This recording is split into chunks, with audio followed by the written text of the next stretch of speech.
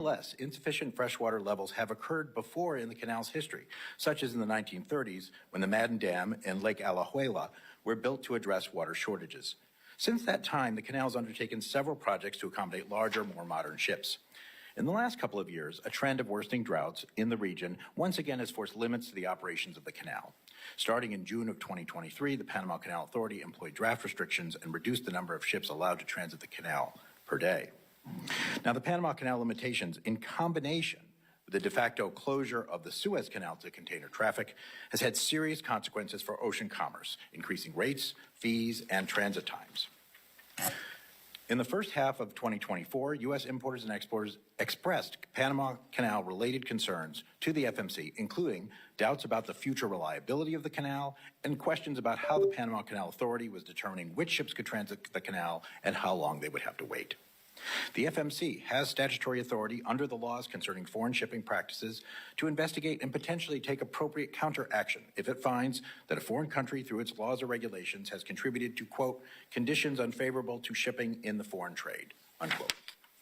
Given the statutory mandate and consistent with FMC's mission, I and then Commissioner Luisola started to look deeper into the causes of the issues facing the canal. The first step was to meet with Panamanian officials and other stakeholders, as the chairman has pointed out, about the conditions adversely affecting the canal's operations, about what was being done to address these concerns, and about whether any aspect of the canal's operations might result in conditions unfavorable to U.S. shipping that should be addressed under the Commission's authority. So we traveled to Panama, actually it was in July of 2024, and we met with then recently elected President Jose Molino and officials in his administration. We also met with the Panama Canal Authority, as well as private sector stakeholders. We had very candid discussions on key issues such as Panama's plans to ameliorate the water level challenges, the bidding processes used to allocate transits during times of restrictions, and our concern the Canal Authority was bringing in far more revenue during the crisis than it had before limits were forced by the water shortages. Both the government of Panama and the Canal Authority did answer our questions very substantively. The Canal Authority informed us they were already making changes to that allocation system. Now, fortunately, Panama's 2024 rainy season has for now alleviated the most acute water supply issues at the canal, and normal transit volumes have been restored. That said, while the Panamanian government and Canal Authority have, with the advice of the U.S. Army Corps of Engineers, developed credible plans to mitigate future water shortages, they also warned that it is likely that at least one more period of reduced transits will occur before these plans can be fully implemented. Now, since our meetings, the FMC has continued to monitor Panama's progress on this front and examined other policy changes announced by the Canal Authority. I do have continuing concerns, particularly about the auction-light slot allocation procedures, not so much as they are applied right now because transits are not being rationed, but when another low rainfall period occurs. As we learn more about Panama and the Canal Authority, how they would handle another drought and receive more input from American importers and exporters, the Commission does remain positioned to take appropriate action if warranted. How the Panama Canal's operations affect American commerce was a high priority for the FMC under my chairmanship. It remains a high priority at the Federal Maritime Commission under Commissioner Solis' chairmanship, and I am extremely pleased that it is a priority for this committee as well. Thank you. Thank you, Commissioner. Our next witness is law professor Eugene Kontorovich, who can explain Panama's treaty obligations and the remedies the U.S. might seek for potential violations. Professor Kontorovich is appearing virtually, and Professor, you're recognized for your opening statement. Chairman Cruz, Ranking Member Cantwell, honorable members of the committee, I appreciate and regret the opportunity to testify before you remotely. I've been asked to discuss possible violations of the treaty concerning the permanent neutrality and operation of the Panama Canal entered into between the two countries in 1977. I should say at the outset that determining whether a certain situation violates the treaty is a mixed question of law and fact, depending on both the meaning in the treaty and the actual situation on the ground. I have not had any classified intelligence briefings on this subject, so I'm going to speak about the meaning of the treaty primarily. We shall see that under international law, each party to the treaty is entitled to determine for itself whether a violation has occurred. Now, in exchange for the United States ceding control of the canal, which it built and maintained, Panama agreed to a special regime of neutrality. The essential features of this regime of neutrality is that the canal must be open to all nations for transit, that's Article 2, equitable tolls and fees, Article 3, an exclusive Panamanian operation, Article 5, the prohibition of any foreign military presence, Article 5. Article 5 provides that only Panama shall operate the canal. Testifying about the meaning of the treaty at the Senate ratification hearings, the Carter administration emphasized that this prohibits foreign operation of the canal as well as the garrisoning of foreign troops.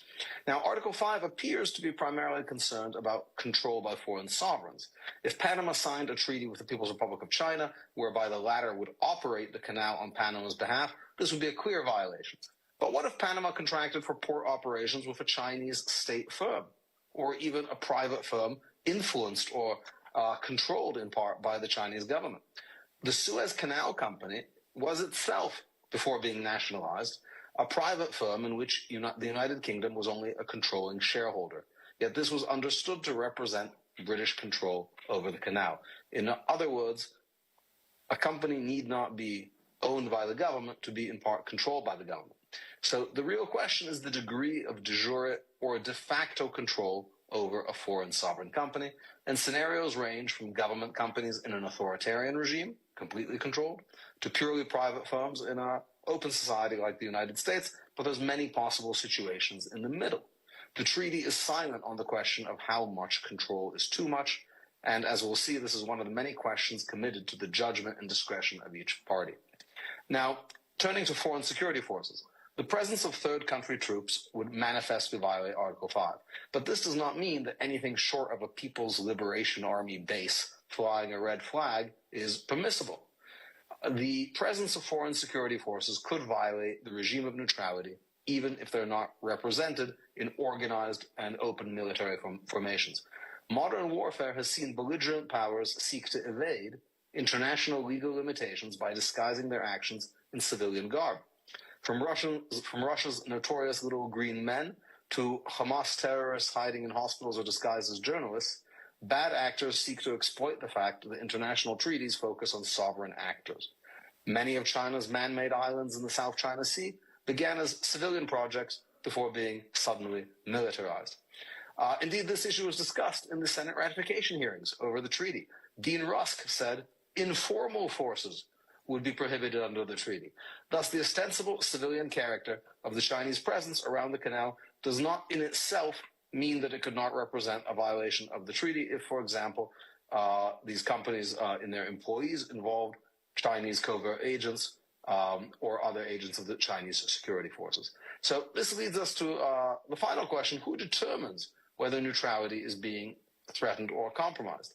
Unlike many other treaties that provide for third-party dispute resolution, the neutrality treaty has no such provision.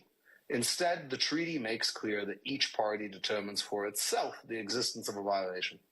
Article 4 provides that each party is separately authorized to maintain the regime of neutrality, making it a separate obligation of each party. The Senate's understanding accompanying to ratification also make clear that Article 5 allows each party to take, quote, unilateral action. Senator Jacob Javits, at the markup hearing, said that while the word unilateral is abrasive, we can, quote, decide that the regime of neutrality is being threatened and then act with whatever means are necessary to keep the canal neutral unilaterally. I look forward to their questions. Thank you, Professor. Our final witness, World Shipping Council CEO Joseph Kramick, can discuss the challenges faced by container lines moving goods to or from America through the Panama Canal. Mr. Kramick, you're recognized for your opening statement. Thank you, Chairman Cruz, Ranking Member Cantwell, and members of the committee. I like Cruz. My name is Joe Kramick. I'm President and CEO of the Hey guys, World it's Shipping the Council. lawyer over here. The World Shipping Council is the global voice of liner shipping. Our membership consists of 90% of the world's liner shipping tonnage, which are container vessels and vehicle carriers. They operate on fixed schedules to provide our customers with regular service to ship their goods in ports throughout the world. Our focus is on sustainable, safe, and secure international ocean transportation. Nothing could be more important to the U.S. economy and WSC member lines who carry the trade that supports the U.S. economy than a sustainable, safe, and secure Panama Canal. As you have heard, using the Panama Canal to transit between the Atlantic and Pacific saves significant time and money. A typical voyage from Asia to the U.S. or East Coast can be made in under 30 days using the canal, while the same journey can take up to 40 days if carriers must take alternate routes. From a commercial trade perspective, the big picture is this. One of the world's busiest trade lanes is the Trans-Pacific. The Trans-Pacific is cargo coming from and going to Asia via the United States. Focusing in a bit, cargo coming from Asia and bound for U.S. Gulf and East Coast ports always transits the Panama Canal. Similarly, cargo being exported from U.S. and East Coast ports, a large share of which are U.S. agricultural exports like soybeans, corn, cotton, livestock, and dairy, also almost always transits the Panama Canal. The result is that 75% of canal traffic originates in or is bound for the United States. Some examples include the Port of Houston exports $14 billion in containerized trade to Asia. The Port of New Orleans exported $27 billion in seaborne trade to Asia, not all of which was on container vessels. The Port of New York and New Jersey exported $16.5 billion to Asia, and the Port of Savannah exported $13 billion to Asia. Our member lines are the largest users of the Panama Canal, and we carry the bulk of this trade. Global ocean trade is always facing challenges, as you've heard, and the Panama Canal is no exception. We've talked about the drought in 2023 and the historic low water levels that it caused in Lake Gatun, which feeds the canal locks, a unique system that is a freshwater feed as a result, as contrasted to an ocean-to-ocean system, which the French tried and failed, but which is actually active in the Suez Canal. These low water levels reduce transits from 36 transits a day to as low as 22 per day. Additionally, the low water levels required a reduction in maximum allowable draft levels, or the depth of the ship below the waterline, which for our members reduced the amount of containers they could carry through the canal.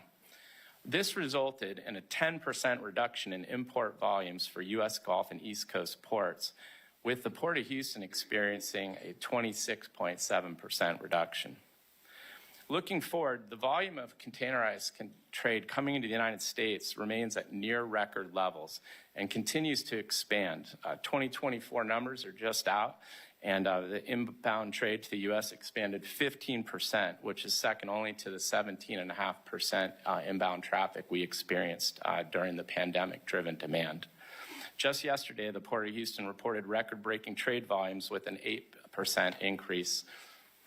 More broadly, WSC member lines have transported $1 trillion in goods to and from U.S. ports, which represents 64% of all seaborne trade, contributed $2 trillion in economic output to the United States, supported 6.4 million U.S. jobs, and over $442 billion in wages and salaries. These goods are the clothes on your back, the shoes on your feet, and the phones likely in your hands or on your dais. WSC members look forward to working with the committee on maintaining the sustainability, safety, and security of the Panama Canal. It's a vital ocean artery critical to U.S. trade. The record volume of cargo that our members continue to carry, it demonstrates our commitment.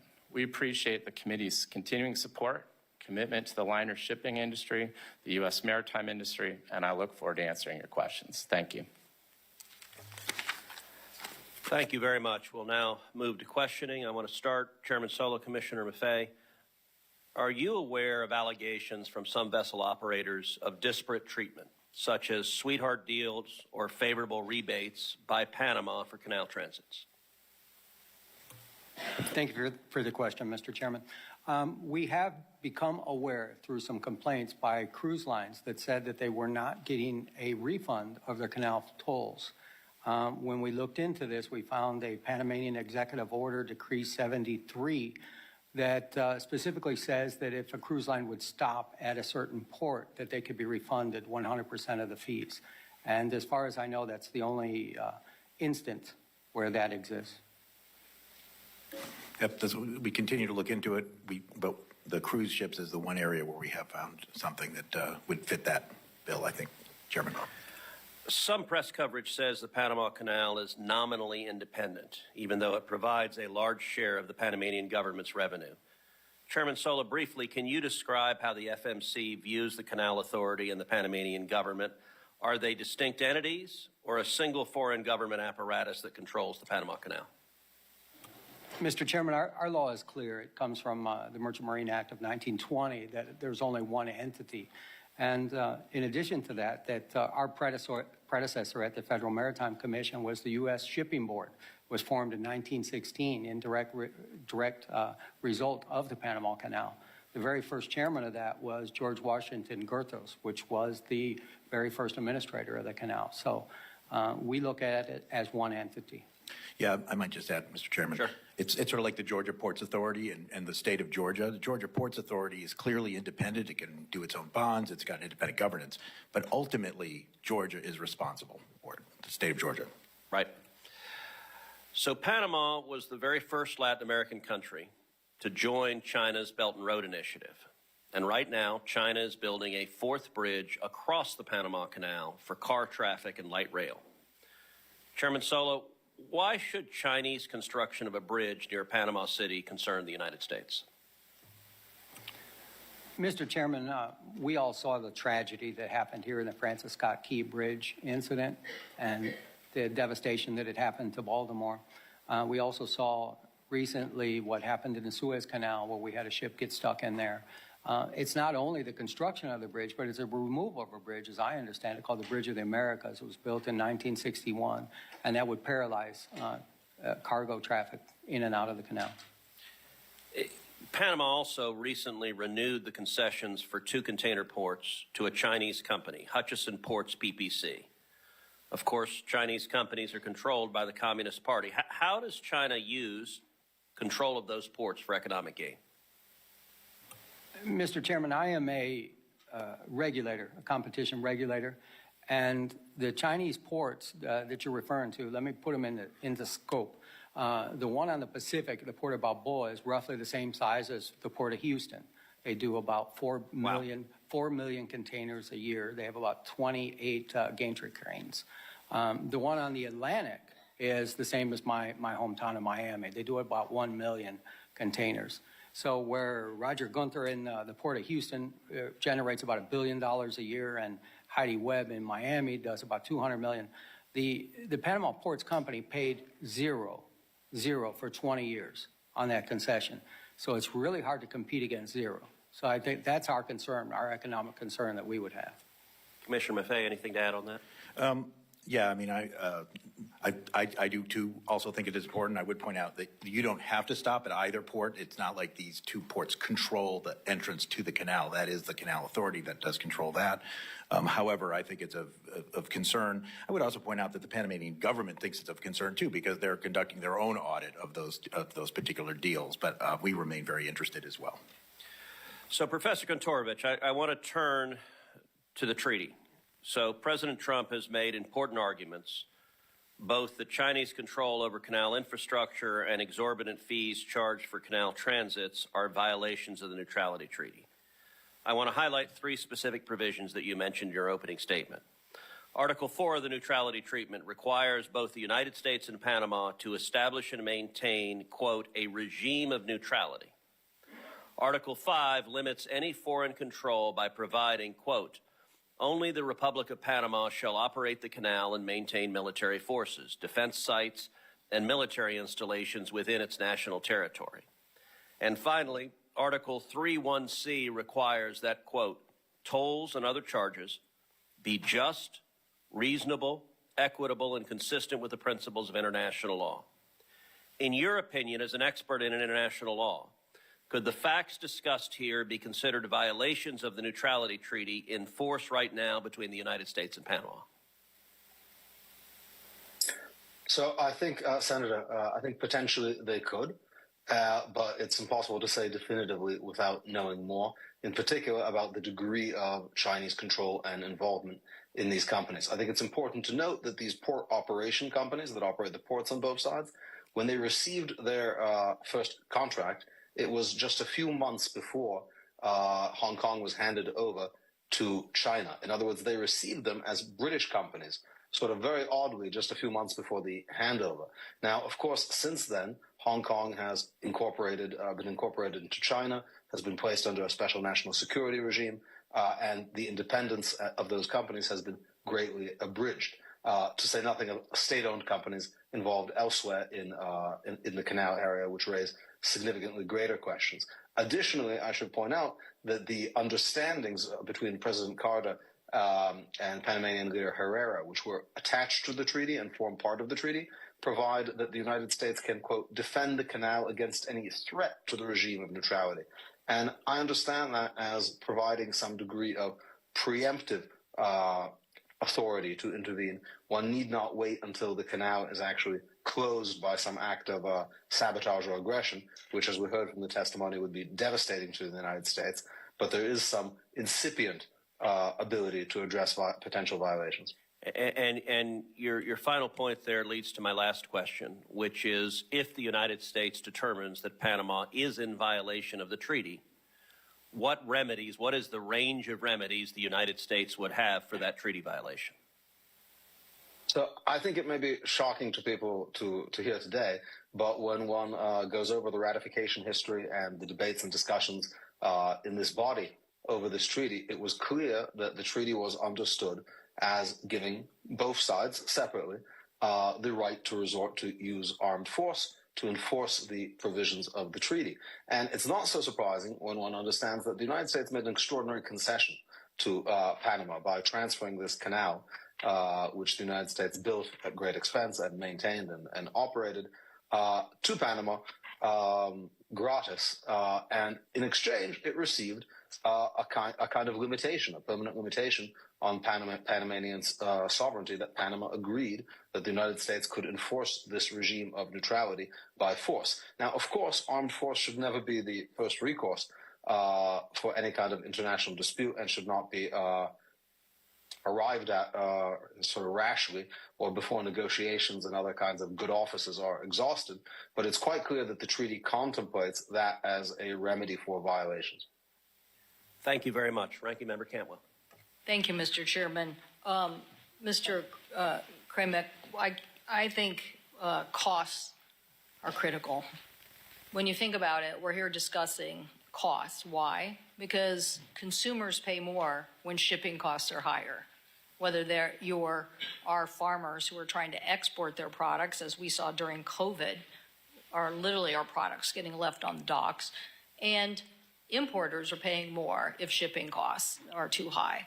So when we look at these incidents that we now see in our supply chain, and we had our own incident in Seattle where a container ship lost power and was careening towards our big Ferris wheel in the downtown, right next to our ferry terminal.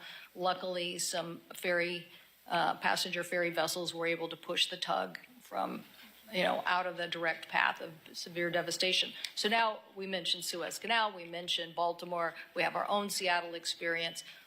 What do we need to do to make sure on the cost side that we aren't, that we're making the right investments from a security level to make sure that these kinds of incidents that can do great harm do not happen? And Commissioner Solis, since you were at U.S. Southern Command, what do you think we need to do to renegotiate or to have a conversation with the Panamanians about the security level that we think needs to exist in Panama with this close proximity?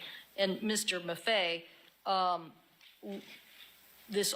will the audit lead to a discussion with Panama about those contracts? As I've said in my opening statement, I believe we should be very aggressive about U.S. involvement here and in Latin America.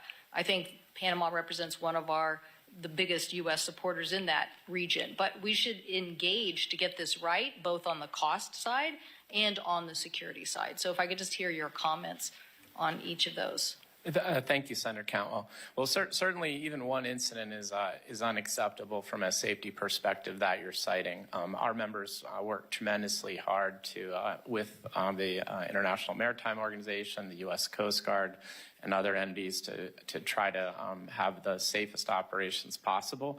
but accidents do occur. They are rare if you count the number of some 7,000 port visits a year. But again, one is unacceptable. So continued investment, obviously, in U.S. infrastructure and a review. I mean, we have a lot of old infrastructure, as the tragic incident in Baltimore illustrated, unfortunately.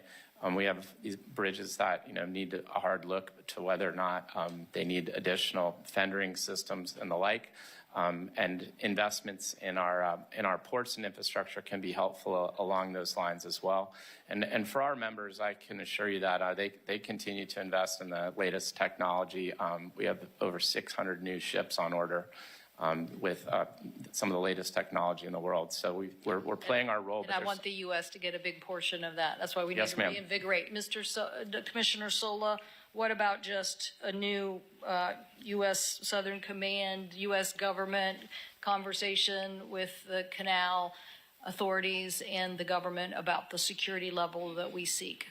Thank you very much, Senator. First of all, the airborne wing that I'm wearing today is decorative. I have not worn a uniform in 35 years, so this is my personal experience here. I believe that the security of the canal has always been understood to be provided by the United States. Panama does not have a military.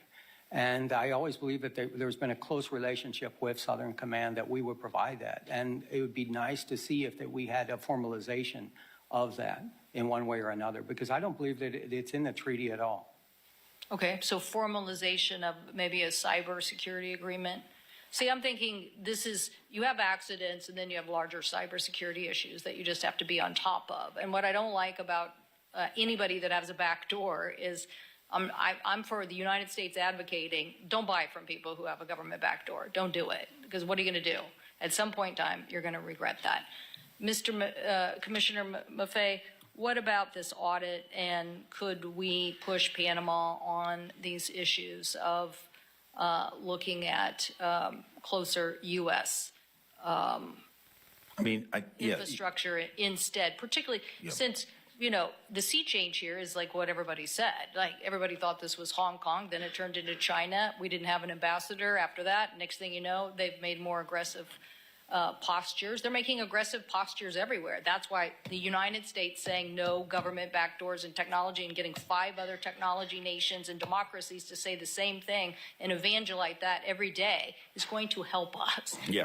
And so is the investment. But what about getting the stevedoring business or some of that back into proximity under the audit? Well, it is the Panama Comptroller's Office, and they are investigating, contracts at Panamanian ports. And we don't have any jurisdiction over Panamanian ports per se. But your broader point, I think, is very, very important. While we were down there, both of us heard, I think, several times that the Panamanians would, the ones we talked to anyway, would welcome U.S. companies coming in and doing a lot of this work. Frankly, their bids are not competitive with the Chinese bids. Frankly, they're not that existent because the U.S. companies can make more money doing things other places. But even if they were existent, it is difficult to put competitive bids when the Chinese bids are so heavily subsidized by China. So you're absolutely right. This is a problem, and it's a problem in many, many other areas of the world that we can get into if you want in subsequent questions. But that's the concern. My time has expired, but I think my major point is let's be a big maritime powerhouse. Let's revitalize our supply chains, drive down costs for consumers, and secure what we need to secure. Thank you, Mr. Chairman. Thank you, Senator Cantwell. And very quickly, Commissioner Maffei, you talked about the Chinese bids were heavily subsidized by the Chinese government. What would China's incentive be to heavily subsidize those bids to undercut American companies and other companies? Yeah, it's not a real short answer, but Senator, China's made no secret of its ambitious policies to gain influence at ports throughout the globe. It's invested in 129 ports in dozens of countries. It runs a majority of 17 ports.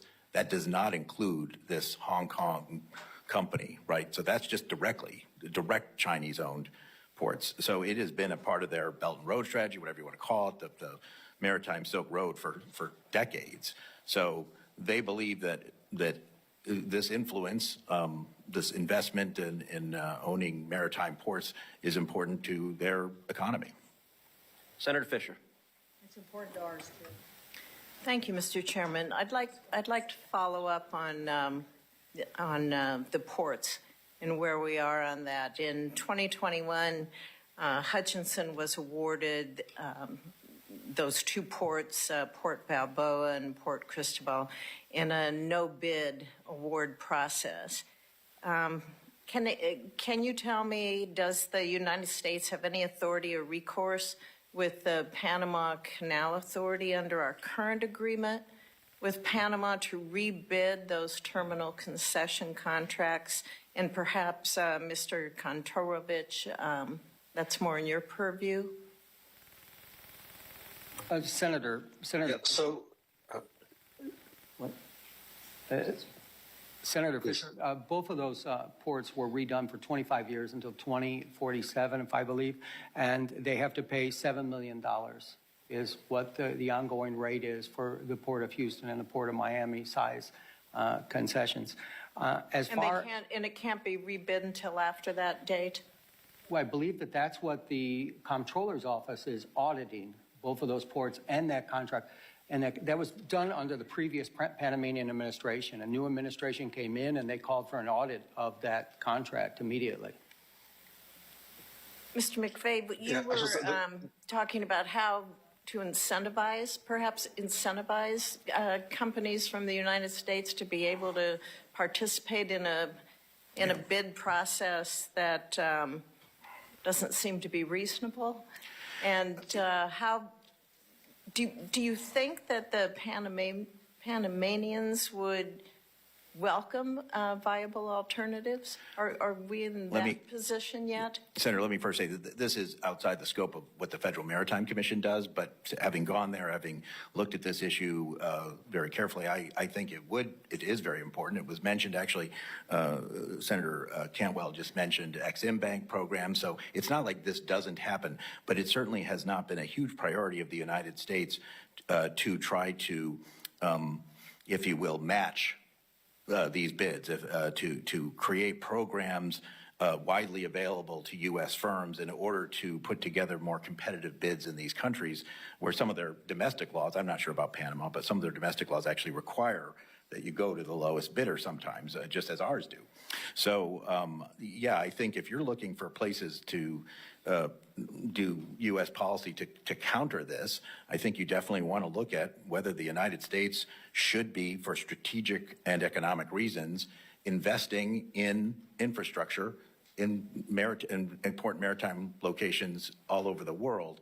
China certainly has done that, and they've been doing it for 20 years, and it is a cow that has long left the barn. You mentioned investing in infrastructure. I was at the Panama Canal in 2023, and I learned at that time about the loss of fresh water with each ship movement through the canal. You talked about the drought, sir, in your opening comments. Fresh water is vital to the workings with the canal. How effective do you think investments in increasing that freshwater storage are? Are they happening? Are they viable? You touched on it briefly in your opening comments, but how do we see those investments happening so that we can have operational stability? Yeah, it's a good question, a bit out of my purview, but I will say that there's several investments. There is water reclamation, pumping water up, et cetera. But the main plan that the U.S. Army Corps of Engineers has helped the Panamanian Authority develop involves another basic expansion of bringing in even more water at an elevation that you could then use to continue the canal. Now, there's a lot of issues with implementing that, not the least of which being indigenous people in those areas. Not a huge number, but certainly towns and things, and negotiating that and all sorts of other issues, just as if it was in the United States, there would be issues. But it is viable. You can, in that part of the world, you can make more fresh water available to make the canal not have to be limited. However, it takes time, and there will at least be one more incidence of severe limitations before that occurs, unless we get really, really lucky. And there could be more than that. Thank you. Thank you, Mr. Chair. Thank you. Senator Blunt Rochester.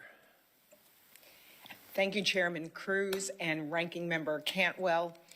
At the heart of this hearing is a fundamental question about how the U.S. will compete on the world stage and maintain our national security.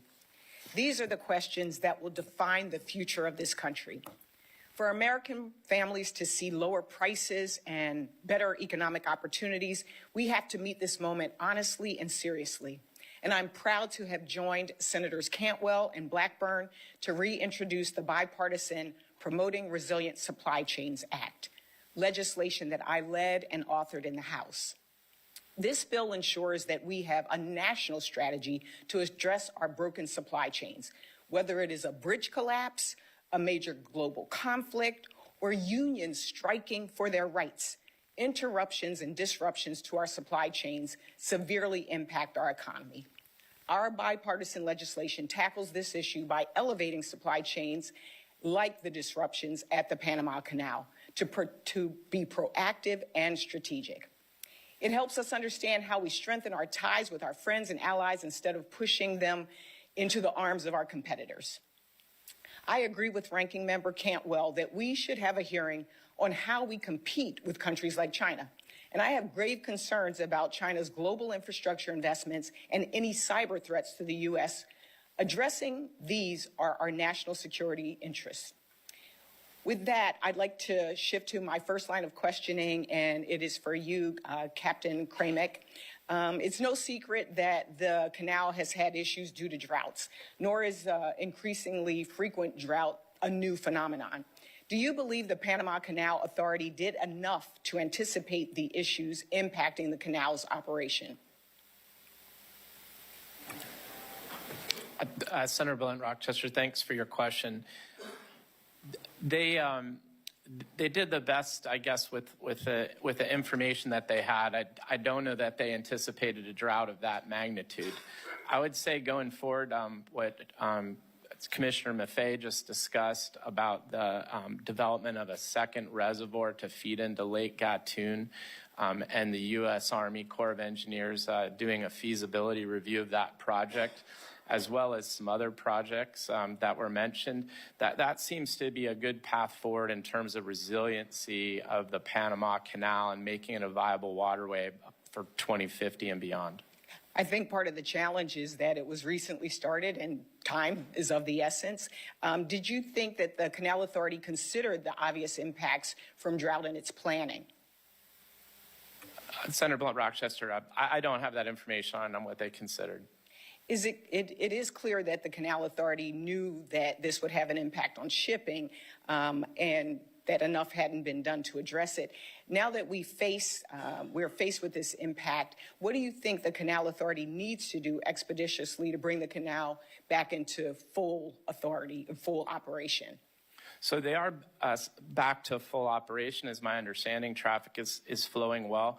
But looking forward, I think it is taking a hard look at some of these infrastructure projects to make the canal more viable, like I mentioned. The Port of Wilmington is in my state. We're very proud of it. It's one of the leading importers of fruits. The delays through the canal have an outsized impact on perishable goods like those that my port handles. Do you believe the Canal Authority can and should prioritize perishable goods or provide some other solution to support perishable goods? And anyone on the panel can answer that. Yes, ma'am.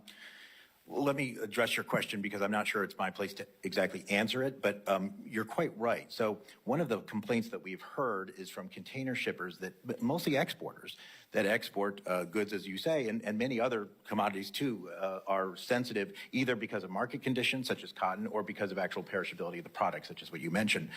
However, they're on container ships, and most of the cargo on the container ship is less time sensitive.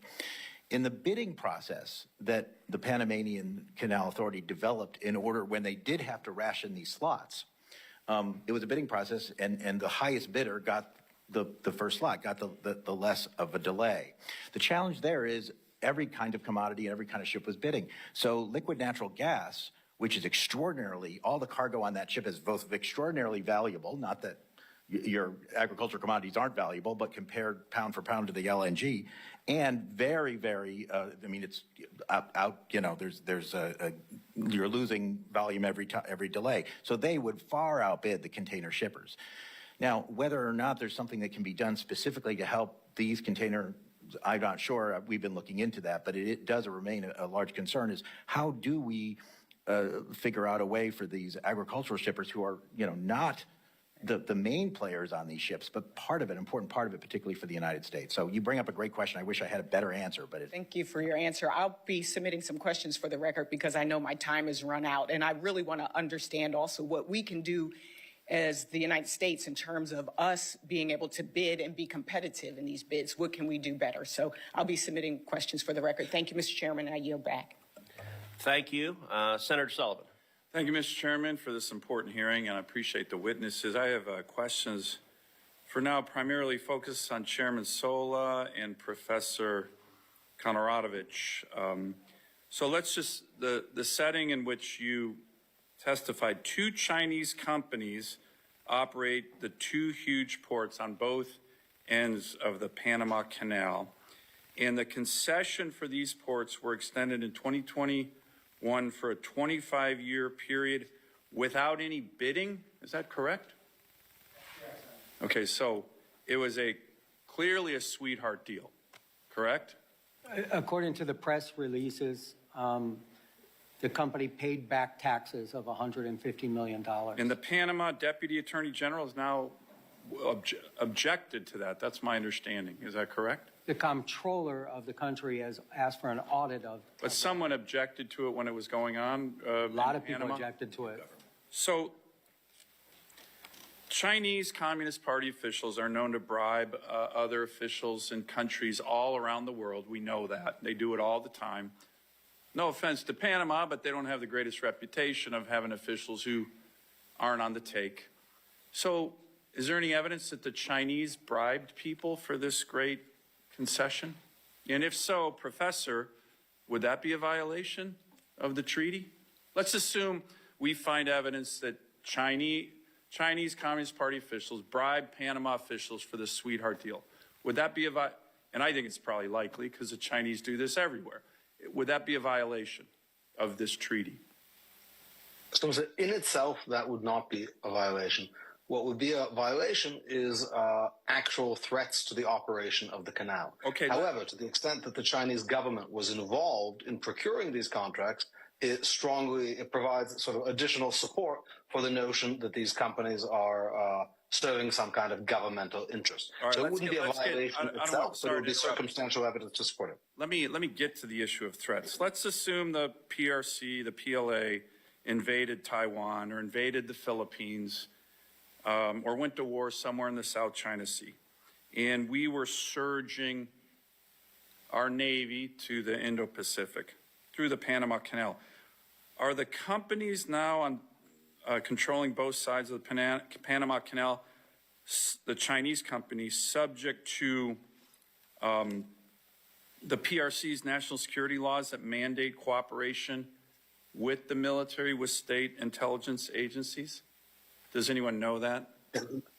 Professor, they're subject all the time. You know that? They're subject to those laws all the time by virtue of being Hong Kong companies.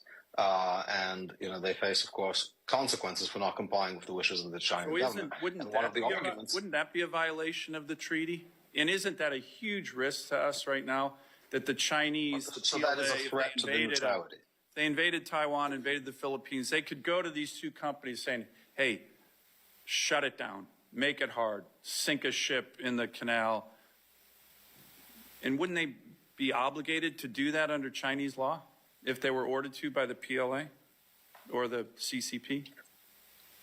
I don't know if they'd be obligated, but certainly the People's Republic of China would have many tools of leverage and pressure on these companies. That's why the treaty specifically says that we can act not just to end actual obstructions to the canal.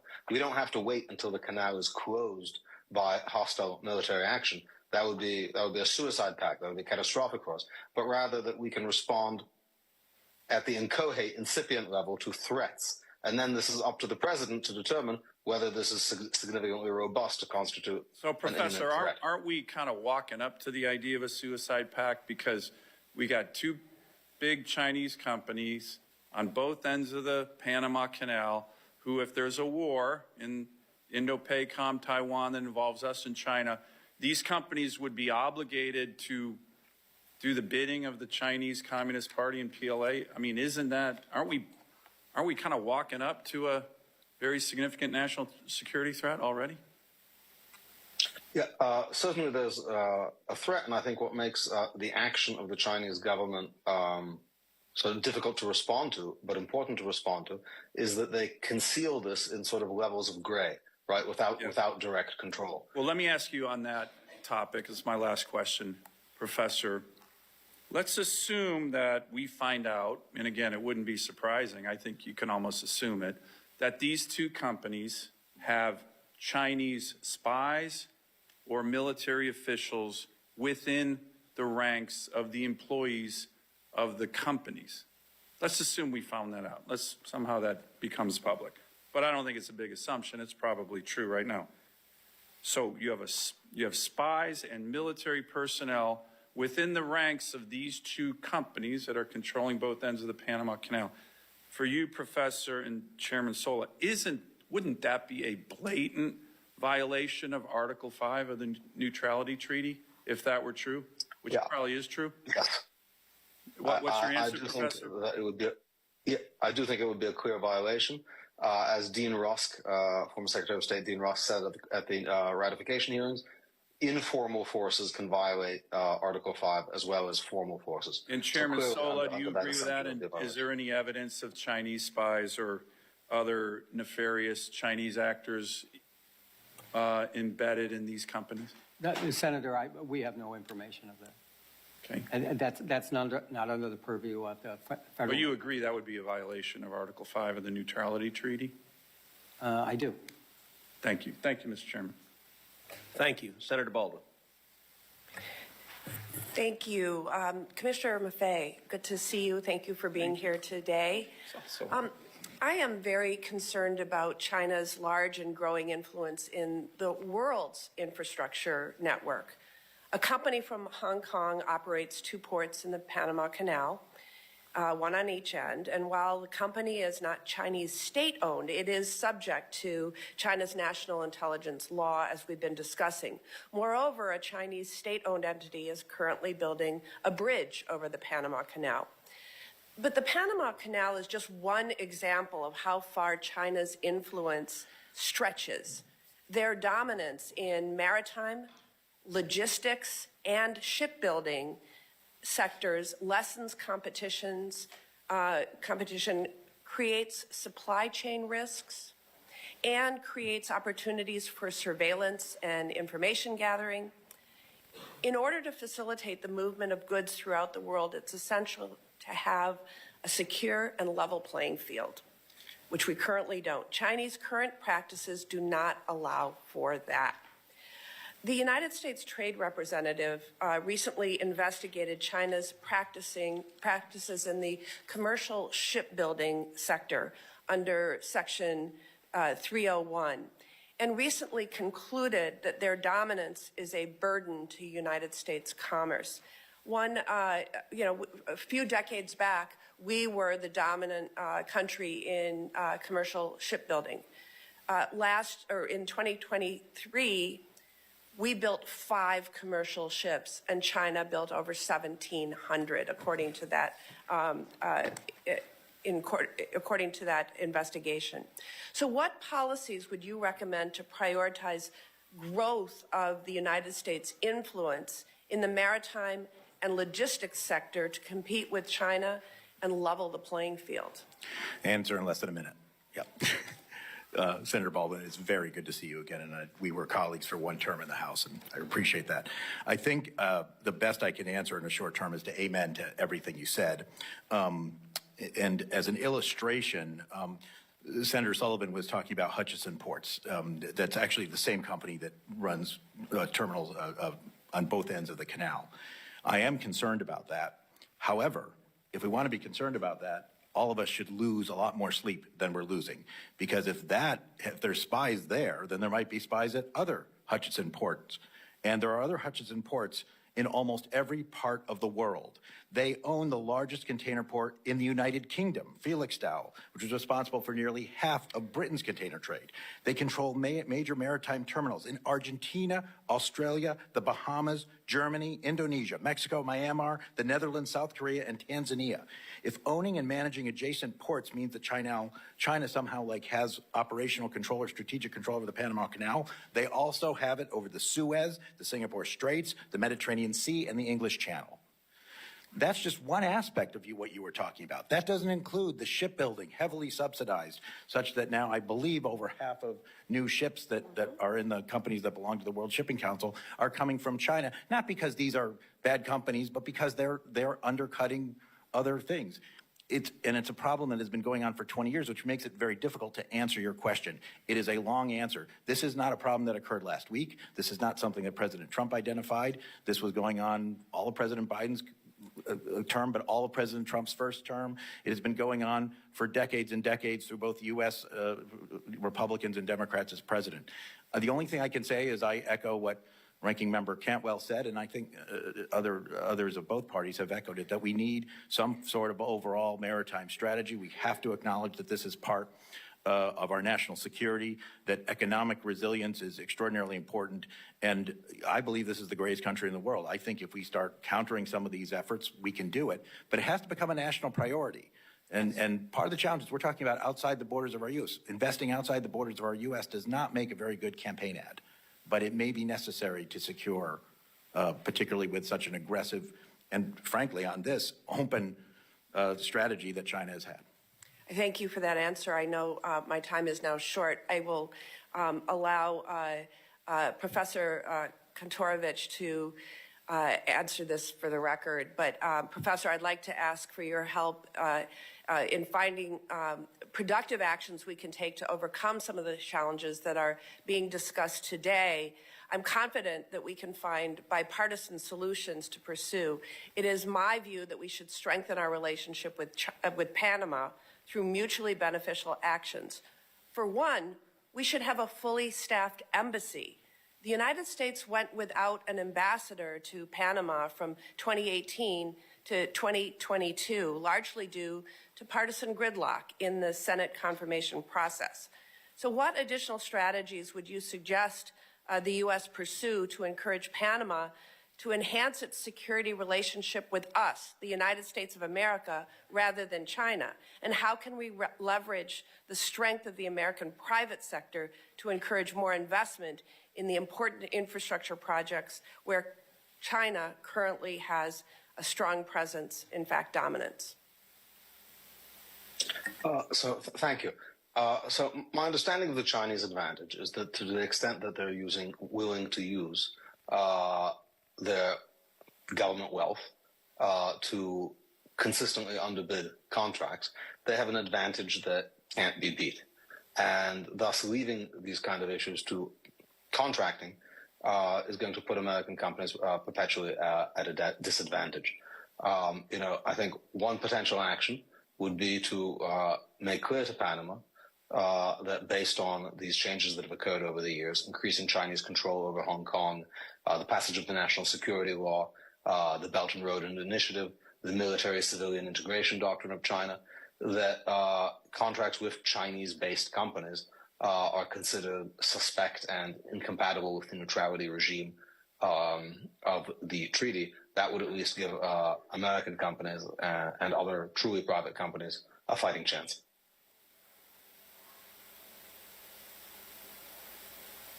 Thank you. Senator Blackburn. Thank you, Mr. Chairman. Yes or no, quickly for the three of you, just for the record, is the China investment into the Panama Canal a direct threat to U.S. national security? Yes or no? Mr. Solis, start with you down the panel. Thank you. I don't have that information as an industry trade association senator. Okay. All right.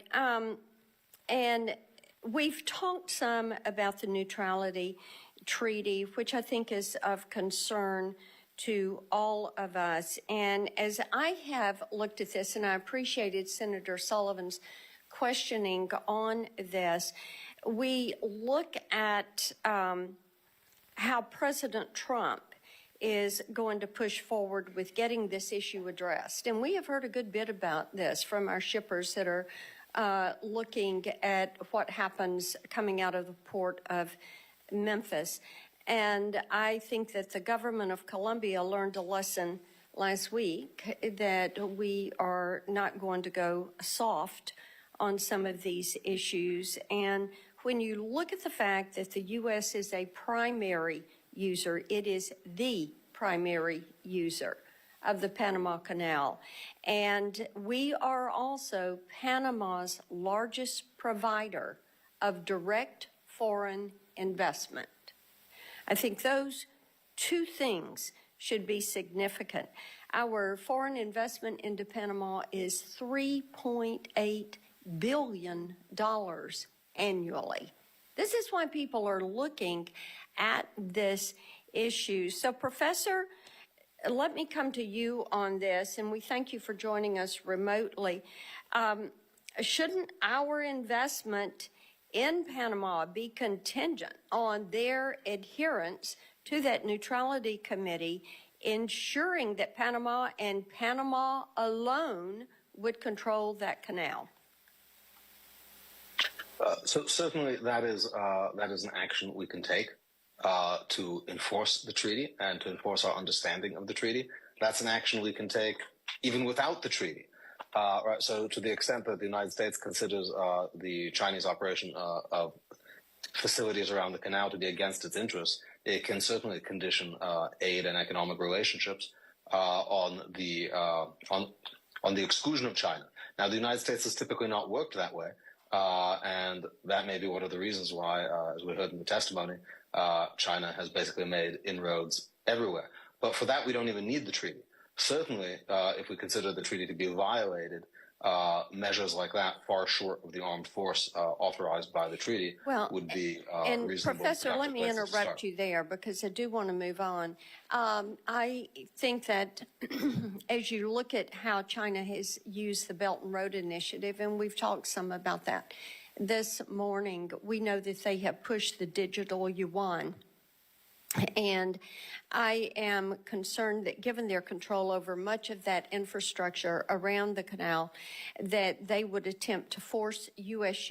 shippers or our allies to bypass the dollar and use the digital yuan as they are in other countries where they're practicing debt diplomacy and where they're expanding the Belt and Road Initiative. So, Chairman Sola, could you speak for a moment about the potential for fee manipulation with the CCP? Because, as I mentioned, we are hearing a good bit about that.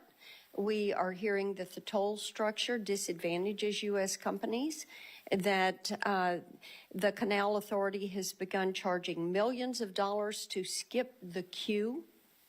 And these fees put many bulk shippers in an adverse position, and these bulk shippers have a huge impact on ports along the lower Mississippi River. And,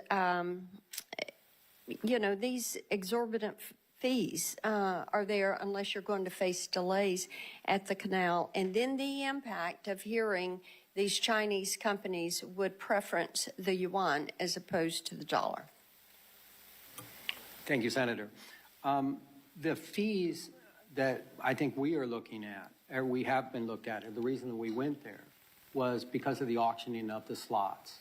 And so what Panama did is they had a smaller percentage, maybe 20% allocation, and then they moved it up to 30% and 40% because it became a moneymaker for them. So as they reduced... Okay, and let me interject here. The auctioning of the slots gives these the right to skip the queue. Yes, ma'am. Okay, so just for the record there, continue. So the auctioning of the slot, under maritime law, it's first come, first served. But Panama's always put a certain percentage aside. And they started to put more and more. So we got a lot of complaints. We got a lot of complaints from LNG carriers that paid $4 million to go through. And we got a lot of complaints from agriculture that didn't have the money to pay to go through because their goods were gonna go down. So if you look at the financial statements, I'm a nerd. I look at financial statements of everybody. But the canal increased the amount of revenue that they had from about $500 million to $1.8 billion in the last 3 years, just because of those fees. So this is what is very concern to us and for the American shippers. And have you seen a tendency to preference the digital yuan over the dollar? I've heard of the digital yuan, and I've also heard of it used in international shipping Okay. as a currency. It is something that I would say that we have an eye on because we have a digital shipping exchange rule coming up, but we will keep monitoring it. Okay, thank you, Mr. Chairman. Thank you. Senator Klobuchar. Thank you very much, Mr. Chairman. And I can't help but think as we debate this issue of the Panama Canal, while it is important, if you want to look at what's happening right now, as in the middle of the night last night when an executive order was issued by, well, not an executive order, just a memo by the acting budget director, which put a pause on all federal funding for not only NIH research of cancer trials and not only Head Start, and people are in a panic and calling our offices. It's also a severe problem for trade and America's innovation. Freezing all federal funding already granted to improve port and freight infrastructure through the Port Infrastructure Program seems to me a major problem we should be addressing if we're talking about America's shipping interests. But I will go to the topic at hand.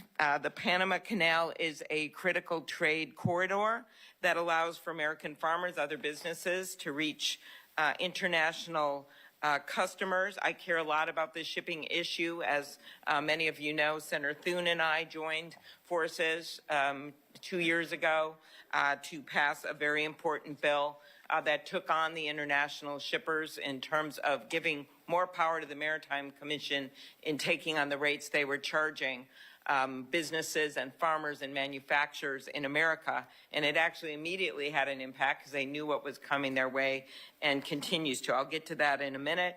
But I do want to raise with you, Commissioner Maffei, do you know of any instances where the United States has been singled out or treated unfairly under the neutrality treaty in the operation of the canal? I do not.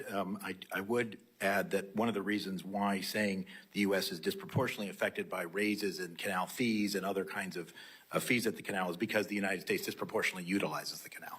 Right, and that's something that would affect the total number of fees, and we know it is a critical trade corridor, and want to continue to use that corridor and be treated in a fair way. But I do think one of the things that hasn't been brought out as we look at the periods of congestion or reduced capacity at the canal, which we know have occurred, like we saw with last year's drought, can delay shipments, increase transportation costs, potentially leading to higher consumer prices.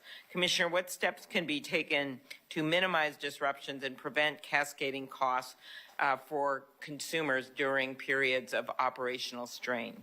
At the Panama Canal. Yes. I mean, the main thing is that, companies, importers and exporters need to make sure that they have very resilient supply chains. Depending on any one sea lane is awfully risky in this very, very difficult to predict world.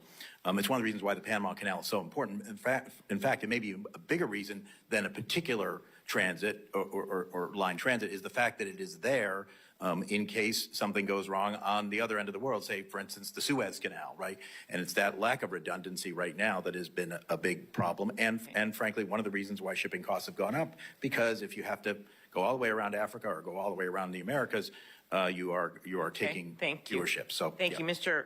Kromick. In your testimony, you described how drought-reduced imports at U.S. ports. Do these reductions affect prices for American consumers, or could they? Yes. Okay, thank you. I love that short answer. Ocean Reform Act, I mentioned. Back to you, Commissioner. Has that law improved the ability of shippers to have unreasonable charges waived or refunded by ocean carriers? As we know, this has been a major problem for our carriers, which can translate into prices and talk about how it has empowered shippers to file complaints against unreasonable practices by the carriers. By the shippers, of course, you know what I mean. I don't mean the carriers themselves. I mean the people that are trying to do business and sell their stuff. American exporters, American importers. American exporters. Absolutely. Look, I don't have a lot of time, but yes, it has had a tremendous effect. We have seen instances of waiving or forgiving detention demurrage fees or even refunding go way up. We've seen settlements go up with the major carriers. We've seen a lot more cases filed, so many, in fact, that we've had used to have one administrative law judge, now we have 3, and they still have too many cases. So a huge impact. Mm-hmm. And are you concerned, I'll just end where I started, are you concerned about freezing funding that has already been granted for port and infrastructure improvement right now, given what we're trying to do with American ports, so we can make stuff here and ship it instead of having it all come to us? That's a complicated question. I'll just say at the Federal Maritime Commission, we try to do an awful lot with less. As the New York Times reporter has pointed out, we are funded at approximately our entire annual budget, about 1 hour of the container ship industry's profits during the COVID pandemic. Because of that legislation and subsequent appropriations, that's more like, 68 minutes now. It's still a fraction of it. I don't know where, and I don't believe the chairman Well, of knows course, where we only found this out 12 hours ago at midnight from an unknown bureaucrat. So our hope is that we will be able to give you those numbers to show what will happen to infrastructure if we simply freeze funding for all of these things across America. Thank you. Thank you, Senator Budd. Thank you, Mr. Chairman. Again, thank the panel for being here. It's good to see you all. Mr. Sola, the November 2024 report from the U.S.-China Economic and Security Review Commission, it details China's efforts to deepen ties with countries across Latin America and the Caribbean. So, Mr. Chairman, I'd like to ask unanimous consent to enter that report into the record. Mr. Chairman, if that's okay? Without objection. Okay. All right. Thank you. All right. I think it's important to view the Chinese Communist Party CCP activities in the Panama Canal zone in the context of CCP's broader efforts to further access Latin America's markets and obstruct American interests in our own backyard. Mr. Sola, would you agree with that? That you see the CCP activity and hopefully to interrupt America's interest in the region? Definitely an economic interest, Senator.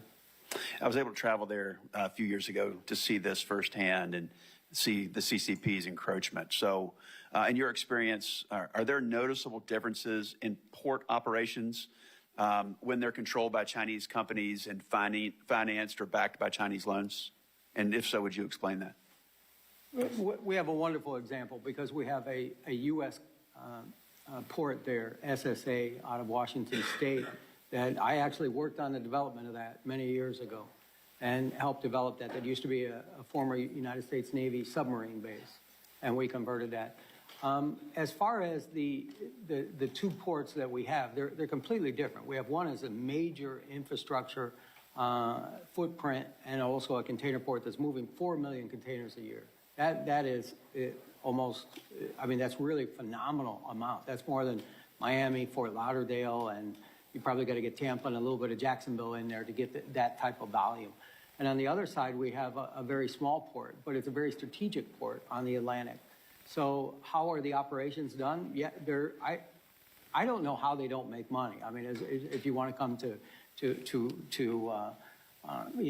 right down to it, is if they've been operating the port for 20 years and they say that they haven't made any money, so they haven't been able to pay the government. That's what concerns me, is I don't believe that we're on a level playing field with the American ports. Appreciate that. Mr. Kramick, what would be the consequences for U.S. trade and for the U.S. economy if access to the canal was suddenly revoked or significantly decreased for U.S. shippers? It would be pretty catastrophic, Senator. And we have a good example. I mean, we've experienced that with the denial of the Red Sea right now. Being able to use that, and as Chairman Maffei said, having to go around the continent of Africa, 40% longer voyages, significant more costs and crew, maintenance, fuel, and even emissions. Do you have a ballpark of the difference if they're able to transit the canal versus go around South America? I don't have a figure. I can tell you it in days, and it depends. days. So it's about 30 days if you can go through the canal, about 40 days right now because we can't use the Suez Canal if you want to go and go from, say, Asia cargo going to U.S. East Coast. Thank you. Mr. Sol, another question.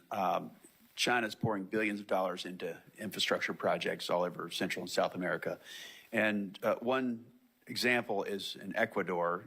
China made a deal with them to fund a $3.4 billion hydroelectric dam.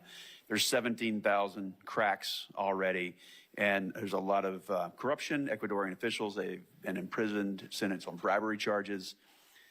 Using that as an example for the region, the strategy of China is clear to just take, and this is in the words of an Ecuadorian minister, the strategy of China is clear that they want to take economic control of countries.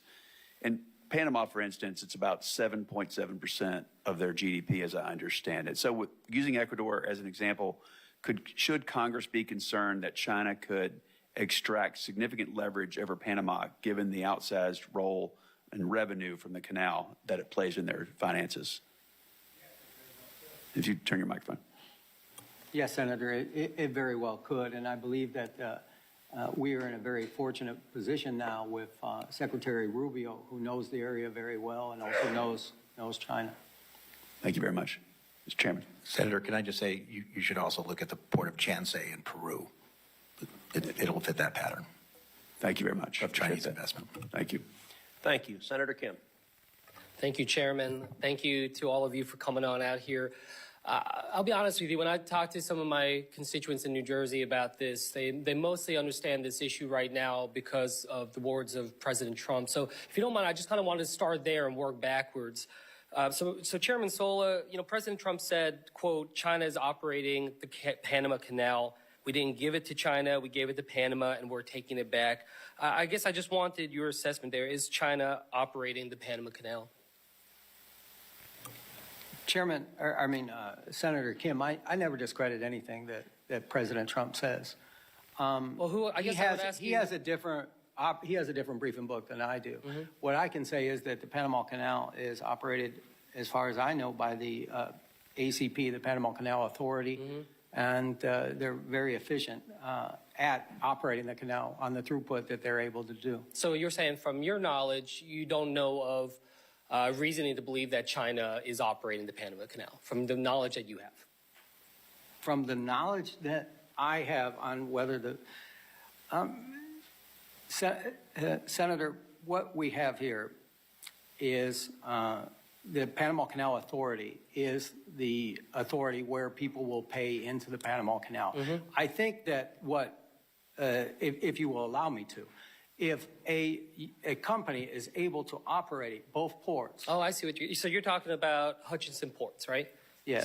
So we're talking about what, Balboa and Cristobal ports, right? Right, and they're subsidized. They're subsidized. They're subsidized. I guess my question to you is, does Hutchinson Port actually control the locks of the canal? No. Does it control directly the entrance to the canal? Both ports are in operational control of the canal. In order for those ports to operate, the canal has to give them a special permit. And the reason is because when they're bringing a ship in or bringing a ship out, they block the traffic of the canal every single time. I see. So they have to have pilots, pilots. But is Balboa or Cristobal ports under the jurisdiction of the Panama Canal Authority? They've been given by the Panama government the concessions. However, they're in the operational range of the Panama Canal. Does that make those two ports under the jurisdiction of the treaty? Let me say this, because I was in Panama when the Panama Canal was turned over. We didn't just give back the Panama Canal. We also gave back all the land and all the water on the entryway to it, and including what we had was a lot of military bases along there. So as soon as you come out of the Panama Canal, and I invite you to come there, I'd love to come. Yeah, well, let's make that happen. As soon as you come out of the locks, you run into Corozal, which was a former military base. Corozal is run not by the Panama Canal Authority. It's run by the Panama government. After you pass that, you run into the port of Balboa. So what I'm trying to say is that when we talk about the Panama Canal Authority, they operate only where the ships go up and go down and come out. After that, you have where the pilots, will take you on the boat and take you off. So is it operational control of the Panama Canal? Yes, because the pilots are the ones that have to bring you in there and bring you out. And again, every time a ship goes into one of those ports, they block the traffic of the Panama Canal. Yeah. Well, look, I guess I wanted to just ask you kind of directly then, what is your assessment of the Panama Canal's authority, in terms of their ability to administer the canal? I think the Panama Canal Authority and their independences, if you read my opening statement and my written statement, they've done a fantastic job. And Panama has been running the canal for 25 years. They've given $28 billion to the coffers of the government in those 25 years. In the 25 years that the two ports that we call two ports, they've contributed zero.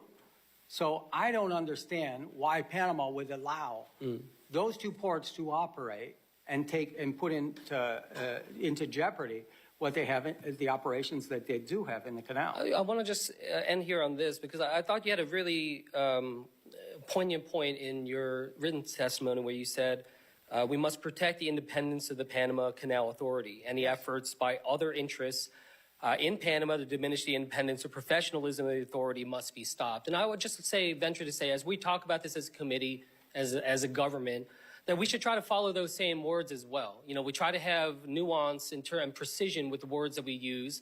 Otherwise, it very much looks like some of what we talk about is going to be perceived as undermining the Panama Canal Authority. And you said that you warned that would be something that would actually boost up China's capacity in the region.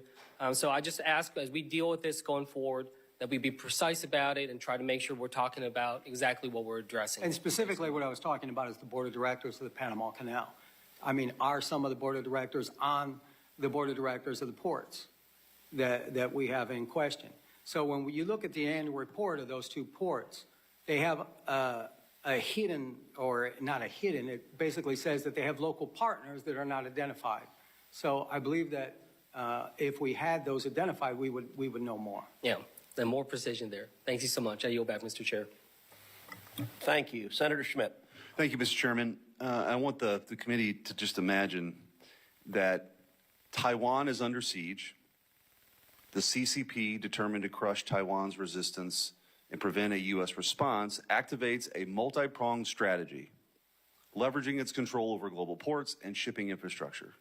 At the Panama Canal, one of America's most vital trade arteries, handling 40% of U.S. container traffic, Chinese-controlled ports at both ends suddenly close. Ships carrying food, oil, and military supplies are turned away because of technical difficulties, paralyzing the global economy. Gasoline prices soar, supermarket shelves empty, and supply chains collapse within days.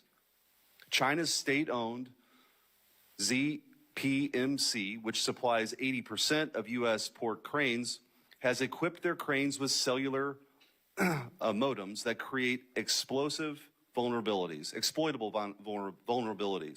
These cranes at U.S. ports mysteriously malfunction, halting critical operations. Factories close, millions lose their jobs, and the economy grinds to a halt. While this scenario may seem hypothetical, it is entirely plausible.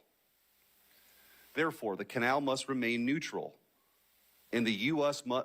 must ensure the CCP does not encroach on our vital economic and national security interests. In 2017, Senators Markey, Schatz, and Rubio urged President Trump to address China's aggressive maritime actions. Their warnings apply today as China's growing control over critical infrastructure, ports, and strategic waterways like the Panama Canal pose an unacceptable threat. America is sleepwalking into a carefully laid Chinese trap. And fortunately, people like President Trump aren't falling for it. I'm glad he's raised this issue. This dangerous complacency must end. That's why last week I introduced a Senate resolution to safeguard the Panama Canal from Chinese influence. It calls on Panama to expel Chinese entities in foreign control and honor its neutrality under the 1977 transfer agreement. The cost of inaction is too great. and I'll offer this up for anyone, but I think the biggest concern here is this Belt and Road Initiative. We've talked about it creating a debt trap, which is true. And building a bridge in Bangladesh is very different than this. I mean, there are reports of, the CCP building airports, and then when people are critical of the CCP, all of a sudden flights are canceled. Controlling a grid, they can turn it off and they can turn it off. And there's just no way on God's green earth that China can control the Panama Canal. And so however you want to define it, and I hope my Democrat colleagues, this is an issue that affects America that should not be partisan, and I hope they're not blinded by the fact that President Trump has come out so boldly on this. But we shouldn't tolerate this. The witnesses have stated they have operational control. We can get into the semantics of the Port Authority versus the control, but operational control of the Panama Canal is real by the CCP. The witnesses have also stated that a Chinese company got a sweetheart deal, a no-bid contract for operational control ultimately of these ports. So I guess I want to ask, because I've talked too long, I don't have much time for questions, but Professor Kantorovich, I do want to ask you, as it relates to the treaty, and I'm glad Senator Cruz, or Chairman Cruz, has called this up, because there are real concerns about treaty violations here. What are the most blatant? What are the most obvious? Is it the unfair, is it the fact that we're being charged more? Is it the fact that these are Chinese-owned companies that are controlled by the CCP? What are the top 2 or 3 reasons that you would argue that they are in fact in violation of the treaty? So again, I think the charges and fees are less of an issue because they don't discriminate across countries. We pay more because we use more, but it's not nationally discriminatory. The presence of Chinese companies, especially Chinese state companies, but not limited to them, do raise serious issues and concerns for the neutrality of the treaty. And I should point out, in relation to some of the earlier questioning, the canal, for purposes of the neutrality treaty, is not limited just to the actual locks of the canal and the transit of ships to the canal. According to Annex 1, Paragraph 1 of the treaty, it includes also the entrances of the canal and the territorial sea of Panama adjacent to it. So all of the activities we're talking about are within the neutrality regime, the geographic scope of the neutrality regime in the treaty. So I'm out of time, but the most dead-on hit here is the treaty specifically prevents foreign operations, and that's exactly what we have. Yeah, so to the extent these companies are in fact de facto controlled by China, this is something that could threaten the neutrality regime of the treaty. Okay. Senator, may I make a point of clarification? Sure. You said that we all said that China had operational control. I don't believe that China currently has operational control over the Panama Canal. I'm not sure if any. No, I didn't say all of you did. I said one of the witnesses. All right. I will, but let me say this. I did agree that there was a threat posed by this ownership. I do think, though, that if your assumptions are correct, you are way understating the problem. That's right, understating the problem, because they also then control the Suez Canal and the Mediterranean Sea. And I actually have to admit, I'm a little confused as to why some of the senators asking these questions, Senator Blackburn, aren't more concerned about the biggest port in the United Kingdom being run by the Chinese. Petraeus in the port nearest Athens, one of the biggest ports in the Mediterranean, is not just run by a Chinese-linked company. It's run directly by a Chinese-owned company. And I was there. So you're on to something, but if you're just focusing on Panama, that's only part of it. No, I agree with you. I think the difference here is that we gave it away. Huge mistake. Both Missouri senators voted for it back then. Huge mistake. But the one thing we got out of it, was a guarantee of neutrality. And that's the issue here. Thanks. Thank you. Senator Curtis. Thank you, Mr. Chairman. Great hearing. Appreciate this opportunity today. I'd like to touch on something I haven't heard discussed today, and that is, unfortunately, China is not the only hostile country that exploits Panama to endanger our national security. Iranian vessels under the Panamanian flag registry have been a problem for many years. Chairman Sola, can you explain how Panama has enabled Iran to evade our sanctions? Yes, thank you, Senator. About a year ago, when we were having this drought issue, there was also a lot of focus on Iran and how they were funding Hamas and the Houthis because they were attacking the Red Sea.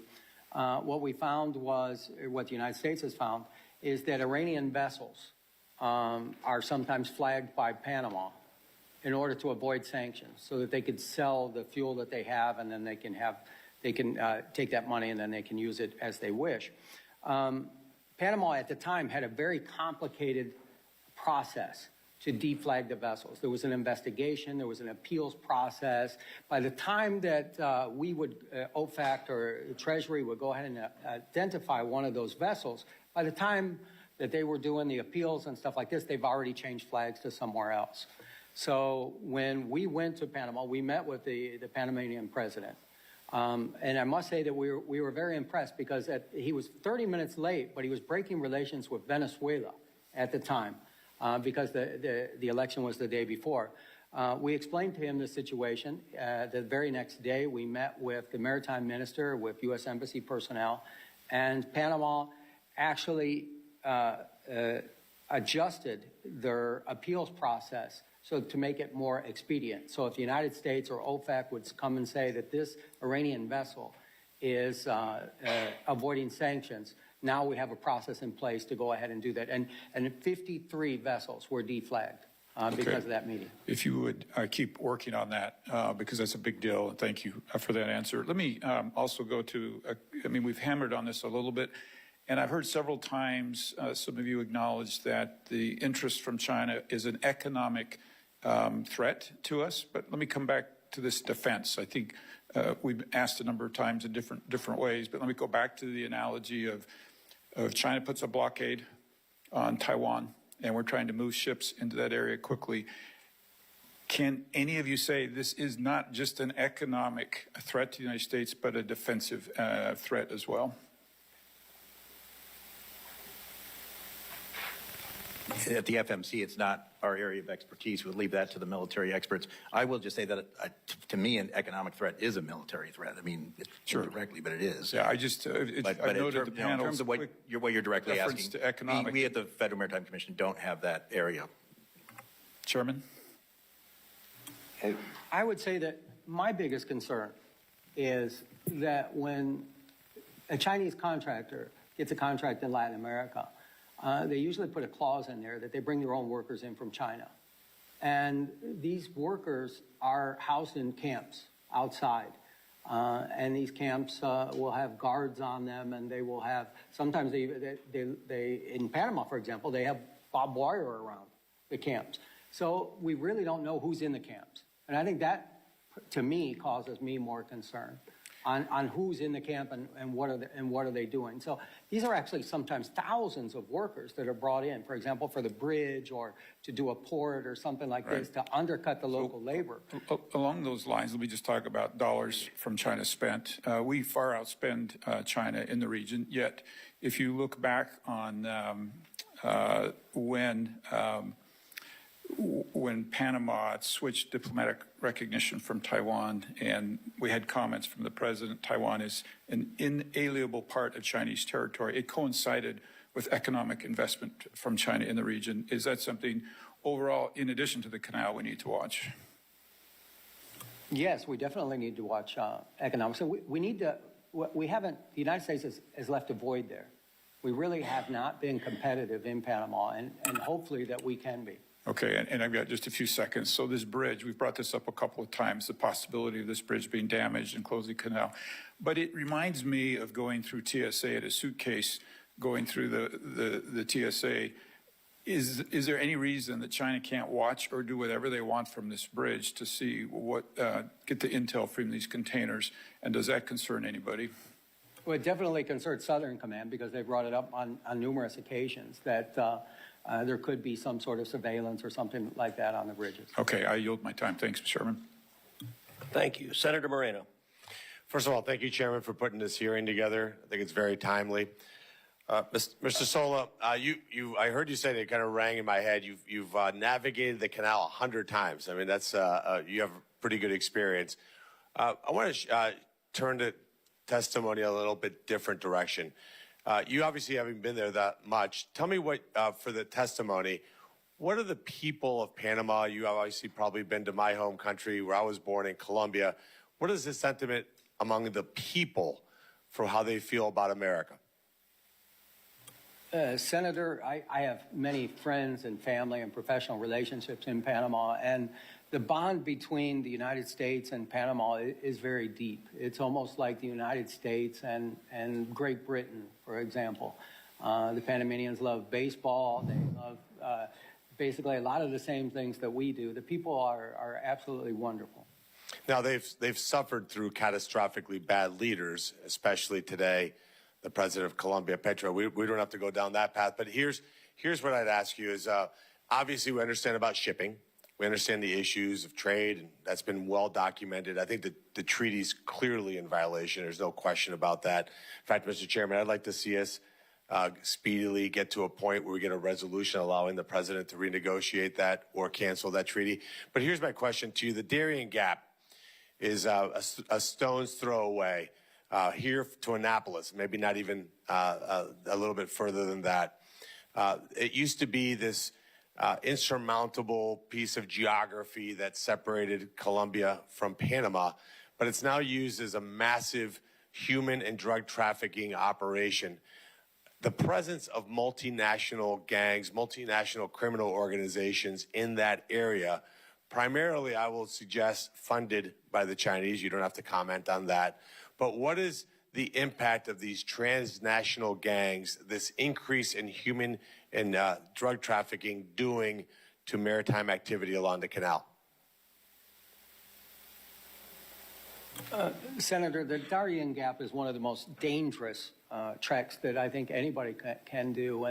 And thank God for the new policy that we have on migrants and people coming into the country, because countless people have been harmed, died, or even, very bad things happen to them through there. On transnational gangs, I mean, anytime that there's money in a black market, they're going to go ahead and they're going to fill that void. So hopefully, as I understand, the Darien Gap is not being utilized very much right now because people are coming to the United States and now cannot come in.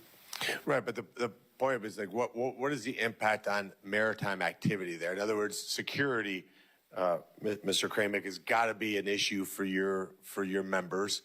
And having that increased presence of transnational gang activity, drug trafficking, you're talking about billions and billions of dollars. Cocaine production in Colombia is at an all-time high. What impact does that have on your members?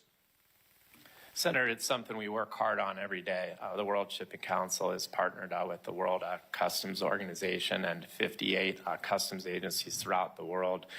We ran actual operations to give data that we have on our supply chain and where there's anomalies to those customs officials and law enforcement authorities to action it.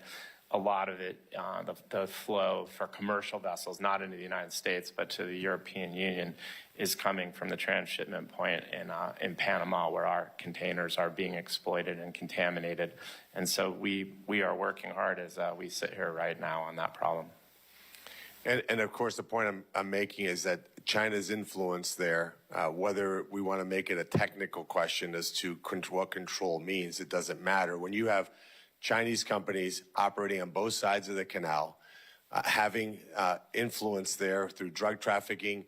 They bring basic chemicals into Mexico, which makes its way here as fentanyl. You have enormous Chinese influence in Central and South America. And Mr. Sola, I go back to you with my final question. Do you think fundamentally the problem here is that America's just failed to engage properly with Latin America? Yes, I do. I believe that we have not had a presence there for long enough. The State Department has designated countless past Panamanian presidents for corruption, but we haven't had the DOJ go ahead and have any convictions on those. I think that if we did have a conviction one way or another, I think that would change the narrative quite considerably. And so just one quick follow-up. So if the U.S. took control back of the canal, if that territory was completely controlled, protected by the United States of America, what influence could we have in solving a variety of problems, the shipping ones that we've talked about, but also having U.S. presence with military backup there in Panama, preventing transnational organizations, preventing human trafficking, preventing drug trafficking? Wouldn't that be celebrated among the free world as something that would be absolutely a net huge positive to that area? Well, I can say this, that is probably one of the top contraband areas in the world, just because of its geographical location and the amount of containers that they move. So I think any time that we can lower the amount of contraband being distributed around the world, we'd be doing a good service. So, Mr. Chairman, like I said earlier, we ratified that treaty here in the United States Senate. I'd love to see us de-ratify it. Thank you. Senator Capito. Thank you, Mr. Chairman. Thank you all for being here today. Really interesting hearing. In the year 1913, the governor of West Virginia said that the Panama Canal would be critical to the state's coal industry. What was then true is still true today. 11% of the cargo that goes through that canal is coal. Chairman Sola, thank you for your military service and for your great insight into this, into Panama. I know that the draft restrictions have been brought up already today, but the fact that bulk goods like West Virginia coal and other forms of energy cannot always be fully loaded to go through the canal is a major problem. I know they're investing about $900 million to try to make the canal more resilient, but what ways can we assure that our state's energy exports are actually getting where they need to go when they need to get there? That's a very good question, Senator, and the bulk and the coal are probably the most affected by the draft restrictions that we have. The container ships and the passenger vessels have a much lighter draft. We talked extensively with the Canal Authority and also with the government of Panama on how they need to add water to the fresh water to the system. They're losing about 1 or 2% a year. So if they continue this way, the Panama Canal will be severely diminished by up to maybe 40% by 2050. So fresh water is definitely the key to this. I know that they are working with the Army Corps of Engineers. We've seen some of those studies, and they have put a variety of options out there for the Canal Authority to go ahead and take advantage of. Let me ask this probably quite simple question is why would they be in opposition to putting more fresh water in the canal? I don't believe, well, the Canal Authority. It sounds easy, so maybe it's not quite as easy. The Canal Authority isn't. The issue that they have is maybe 10 years ago, environmentalists kind of restricted what their watershed was of the canal, and that law has just recently been overturned, so now the canal actually has access to the watershed. So what they have to do is a major infrastructure project to go ahead and pull that water in. Mm-hmm. And at the same time that they are saving up or raising the fees for the major infrastructure project, they're giving more and more money to the national coffers. So it's up to about $2.4 billion right now, and they're saving for the infrastructure project. Is that the $900 million infrastructure package I referenced? Is that the same project? I believe it is. The Rio Indio? Yes. Yes. Yes. So along with that, issue going through the canal, not just the offloading or, I mean, it's hard to offload coal out of a bulk container. I mean, that's not an easy thing to do if you can even do it. Is this whole thing about congestion pricing kind of, nobody here from New York, are they? But, you know, the congestion pricing at the canal where you can outbid and skip the line, so then the line can be like 14 days later, even if you were at the front of the line. This is probably what Senator Sheehy's wondering, like, how did I get in front of him kind of question. So how is that working, and is that fair, and who makes the judgment? That to me, you were talking about corruption, that to me sounds like you could really be padding somebody's pockets here to be able to jump the line and have a significant effect. Yeah, Senator, it is a auction system. It is being utilized more and more, and it is what I was most concerned about and continue to be most concerned about, not necessarily right now because the unusual draft restrictions are not going on, but if there is another water shortage, the regular toll revenue has increased in terms of the canal. But what was really increased is the special revenue that they get from various fees and from this this auction thing. That revenue has gone up about close to 300% for other transit services. So that's a huge amount. It also is analogous to me in some ways. I know a lot of the ocean carrier companies got a lot of heat when they were making more money during the, during the lack of the congestion during COVID. Well, this is sort of similar. They're providing fewer transits, and at the same time, they're making more money because of a market mechanism, though. We're, talking about the Chinese Communist Party. Well, this is the other way. This is capitalist, but it is a different way of allocating space that they're utilizing more and more to make more and more money.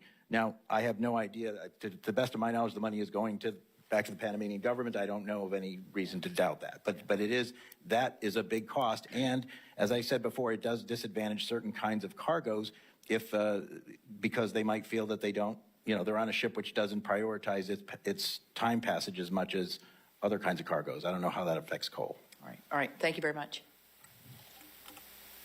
Thank you. Senator Sheehy. How long would it take China to block the canal for our usage if they decided to do it? I know you're not military experts, but I think you've been in the canal 100 times. You're all experts on the industry. If they wanted to deny our usage of it, how long would it take them to do it? Senator, I can say that prior to the year 2000, the canal had a quick reaction force that kind of took all possibilities into consideration, either a ship be installed in the canal or to be able to move one out. I don't know what those capabilities or what the planning for that would be. So effectively, we don't have a ready response. But if China, I'm sure Southern Command does. I don't like the mindset that's kind of pervaded that there's this far off hypothesis that. But Senator, you're not talking to military experts. We're here because of it's commercial reasons. But this isn't a military question. I mean, if he's driven the canal 100 times and you are a maritime expert, a couple of years ago, as you remember, I think it was the Ever Given jackknifed in the Suez Canal. That's not a military operation. That's a ship that turns sideways. So if China chose to, how fast could they close the canal to our usage? Well, they could probably do a similar thing, but it would more be an act of terrorism than it would be because they have facilities there. Most of this discussion has involved the economic threats that China is bringing up because of the Belt and Road Initiative and having these investments in other countries. But yeah, I mean, it's not hard to close off a waterway. Panama Canal is actually quite vulnerable in terms of infrastructure. It's not, this is not a fort or militarily reinforced location. Now you're getting to the end of my knowledge of that. But no, it would not take long, but I don't know what it has to do with, it's not accelerated because they have people at outer port, unless you believe that they're, in theory, it's easier to infiltrate those ports with Chinese spies than it is other kinds of things. But that's totally out of my purview. That's more scientific. Well, I don't think it is out of your purview. I think the reality is the canal is an economic engine. It is also a national security engine. And I appreciate, I'm not trying to be combative or setting traps. I'm just trying to ask a common sense question, which is we can dance around, I'm not an expert in this, I'm an expert in that, but the canal is vulnerable, as we've stated. I guess, Senator, I'm just sort of saying, why would they bother with a military-like operation when they can get what they want with non-military means? If they can have influence in other ways. That's the point of the question. Okay. Is we segregate ourselves artificially in a way that they do not. We segregate ourselves. Well, let's talk about military. Let's talk about intelligence. Let's talk about economics. China doesn't work that way. It's a whole of government approach. They don't draw a delineation between an economics discussion and a military one. And their attack may not look like Pearl Harbor. It may look like an everyday ship that decides, it pulls into the locks and blows itself up, and now the locks are non-functional for our usage, and we can't support an inter-ocean fleet transfer. And our ability to defend it, as you referred to, Chairman, is now inhibited by the fact that we no longer have the military infrastructure around the canal that we did just as recently as 1999.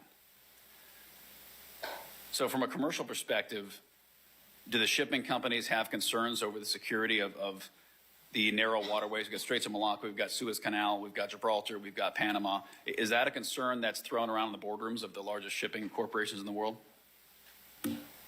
Senator, I think it's something they think about every day. I mean, really, it's drawn into sharp relief with the Red Sea that it was.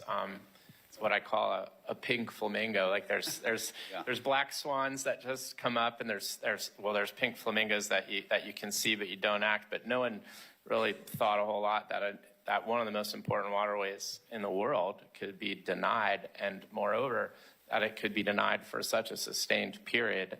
The good news is that.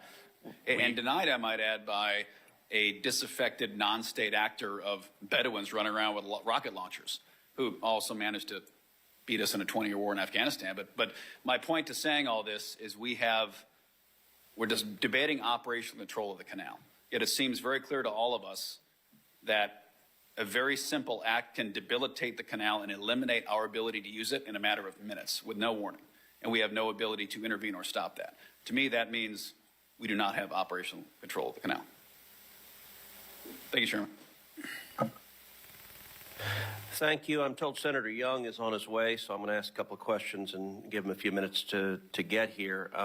Chairman Sola, you have a deep understanding of Panama and the canal from personal experience, in addition to your work on the Federal Maritime Commission.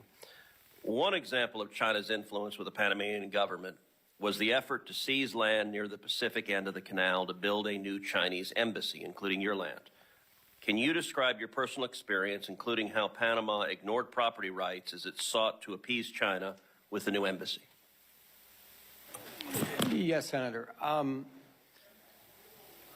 About 10 years ago, the maritime business of my family expanded tremendously. And we were given a concession to build a marina on the Pacific area of Panama. We also incorporated a cruise component to that. We brought the cruise companies to Panama. This would have been the very first cruise port in the Pacific. We spent millions of dollars on consultants with Atkins Global, Moffett and Nichols, all the best consultants in the world. And everything was fine. When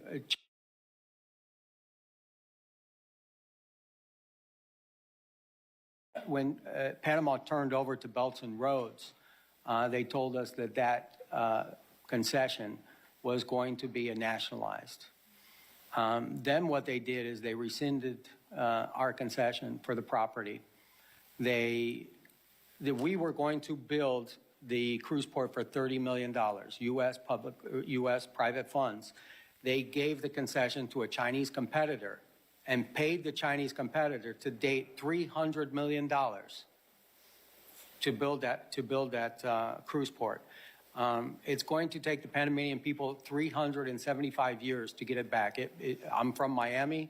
That's the most expensive cruise port in the world, by far, by passenger.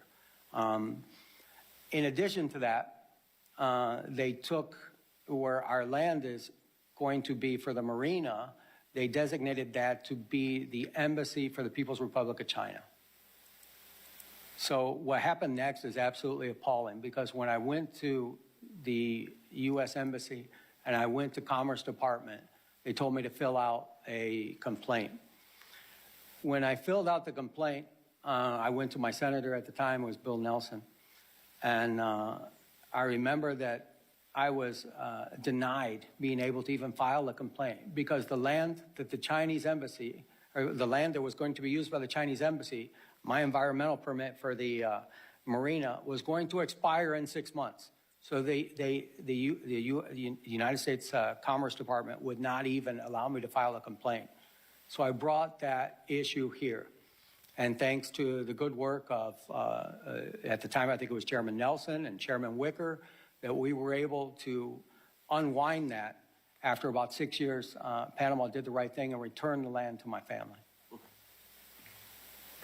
Very instructive. Senator Young. Thank you, Chairman, for holding this important hearing. Thank you, gentlemen, for being here. The Panama Canal underpins our current economic strength and national security. When 40% of U.S.-bound container traffic depends on a single waterway, we cannot afford unilateral toll hikes that choke out competition and leave our smaller carriers or our Midwestern exporters on the hook. For instance, in my home state of Indiana, manufacturing firms and farmers rely on consistent, reasonably priced shipping routes to move heavy machinery, auto parts, and ag products like corn and soy. If the Canal Authority's auction system prices them out, the ripple effects on American jobs and supply chains could be devastating. Chairman Sola, given our enormous stake in the canal's operation, do you believe Congress or the FMC should more aggressively use existing legal authorities or even create new legislative tools to block or penalize toll practices that disproportionately harm U.S. shippers and exporters? Thank you, Senator, for the question. And I grew up in Goodland, Indiana, so that you know. Fantastic. I do believe that we should continue to monitor the situation, and if we do need more regulations or statutes, that we would come back to Congress because we get our marching instructions from you. Moving the agricultural products that we get out of the Midwest all over the world and through the country, not only do we focus on the Panama Canal, but we also focus on about $5 trillion worth of goods coming in and leaving the United States here at the Federal Maritime Commission. So it's definitely one of our main concerns. Well, thank you. I'm not surprised. I always tell people Indiana is a maritime state.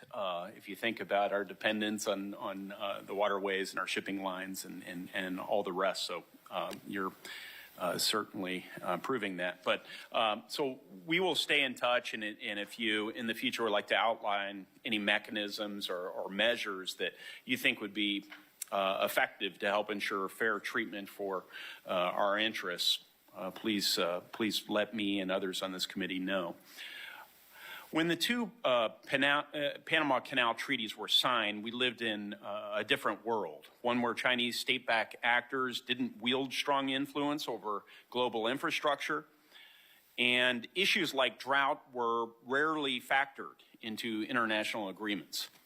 As we all know, times have certainly changed, but the United States is still the canal's biggest customer, and quite frankly, we have every right to expect an operational framework that acknowledges our modern security and economic challenges. States like Indiana, with robust exports, feel these impacts, even if we're far from the canal itself.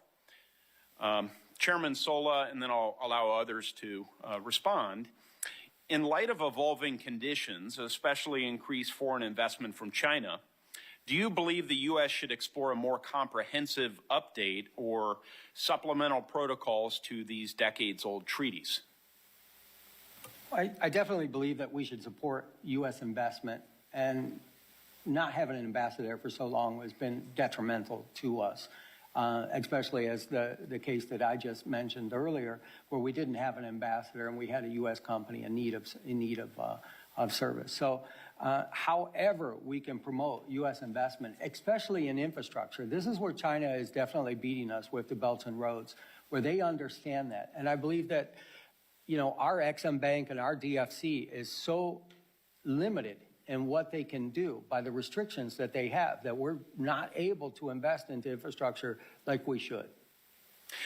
I hope the administration will prioritize this ambassador spot as nominations are made. I hope we'll prioritize it in the Senate. My colleagues on the Democratic side of the aisle will be warm to that nomination and moving it quickly. Something both parties, frankly, have fallen short on in recent years is prioritizing these. But other comments, Mr. Maffei? Yeah, well, Senator, it won't surprise you, since you and I served together in the House, that I actually am pretty bipartisan. I agree with the chairman on what he said. I will say that that certainly we need to look at other kinds of ways to get U.S. companies in positions where they can truly compete with the Chinese and some of these things. And blaming it all on Panama, it really misses the point. I've seen the same thing in Greece, where Greece didn't want to give the concession of its largest port to a Chinese company, but because of its financial difficulties, it was getting pressure from international organizations such as the IMF, Europe, and even maybe some in the United States to do so.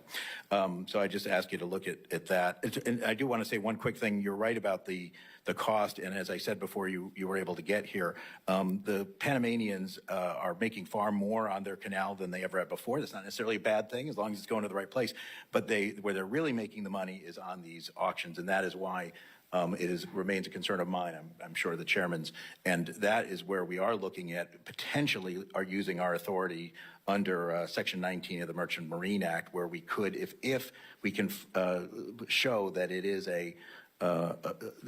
basically a problem with the foreign trade of the U.S. It's interfering with foreign trade of the U.S. There are certain things that we can do, but I do think we need more information before we could make that kind of action. But we're certainly working on that, and we do have that authority at the FMC. Thank you, and good to see you again, sir. Mr. Kremick, did you have anything? No, we had discussed, Senator Young, some of the infrastructure projects to make the canal more sustainable and viable, and how the United States, the U.S. Army Corps of Engineers, has already done some feasibility reviews of those projects. So that would certainly be something to take a look at to make the canal, viable with an additional supplies of fresh water. Thank you. Chairman? Senator, if I may.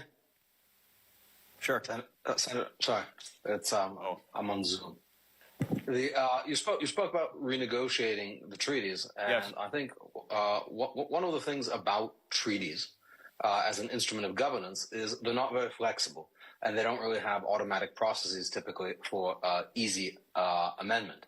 And before this hearing, I spent a fair amount of time reviewing the ratification hearings in the Senate in 1978. And back then, the principal concerns the Senate was concerned with then is the Soviets and Cuba, actually, not China and Iran. So the world has changed a huge amount. China's role has changed a huge amount. And of course, back then, 1999 seemed very far off. 2025 seemed a world away. And as a result, I think it is useful to revisit treaties and seek to renegotiate them, to update them to sort of current events. And of course, the United States has a considerable amount of leverage it can use to seek such additional protocols to modernize these treaties to current events and current geopolitical realities. Makes great sense, and I'm glad you spoke up. Thank you, Mr. Kantorovich. Mr. Chairman. Thank you. I want to ask a couple of follow-ups, and then we're going to wrap up the hearing. Commissioner Maffei, you mentioned a minute ago if a determination was made that this was having negative impacts on U.S. trade. You said there are a number of remedies that are possible, and you didn't specify what those were, so I just wanted to ask what you were referring to. Yeah, I mean, there are certain things we can do as countermeasures, such as, sanction Panamanian ships. That could be Panamanian flag ships. The Panamanian flag is one of their major sources of revenue. It is the number one what we call flag of convenience in the world.